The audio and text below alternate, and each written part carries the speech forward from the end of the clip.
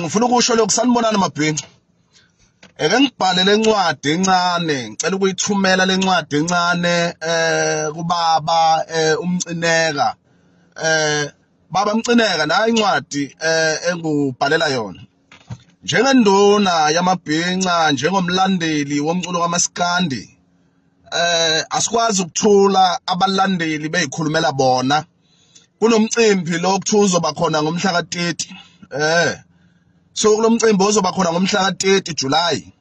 Abalandeli beGcokama elisha bathi bamfune khona uMthandeni kulowa mcimbi. Ngoba lo mcimbi baba Mcineka awuwenzi ngemali yakho, awudayisanga inkomo, awudayisanga imbuzi wenza lo mcimbi. Lo mcimbi wenza ngemali yabakhokhi bentela. Abalandeli beGcokama elisha bakhokha intela. Abalandeli babaculi bakaMaskandi bonke abazobe khona bakhokha intela.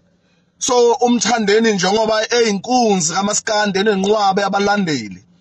Abalandeli bakhe bathi bamfune khona lapha na kulowa mcimbi. So Mcineka thina njengabantu okumele benze izinto ngeqiniso, sithi njengamanje ke siqale sikunikeze isixwayiso sokuthi sizoya kumasipala wetheku, sizokhuluma noMinister of Arts and Culture. Sifuna ukwazi ukuthi kungani iGcokama elisha lingekho kulowa mcimbi, ekubeni abalandeli balo beyikhokha intela. Sibe sazi ukuthi uMthandeni umfoko Manqele uyinkunzi kaMaskandi nabalandeli abaningi izwe lonke.